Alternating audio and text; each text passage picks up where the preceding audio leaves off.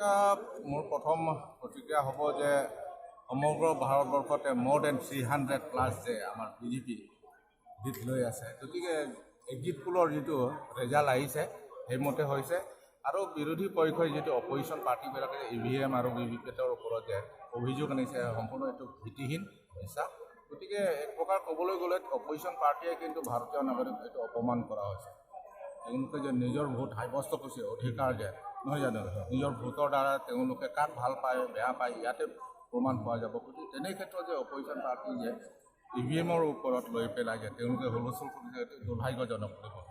মানে জনসাধাৰণে বিচাৰিছে এইবাৰ আপোনালোকক পুনৰবাৰ জনসাধাৰণে বিচাৰিছে, যিহেতু যোৱা 5টা বছৰ আগতে যে নৰেন্দ্ৰ মোদী প্ৰাইম মিনিষ্টাৰ হোৱাৰ আগত ভাৰতবৰ্ষৰ ৰাইজে যে যেনেকৈ নৰেন্দ্ৰ মোদীক এটা আশা কৰিছিল সেই আশা মতে 5 বছৰত নৰেন্দ্ৰ মোদী কৰিছে।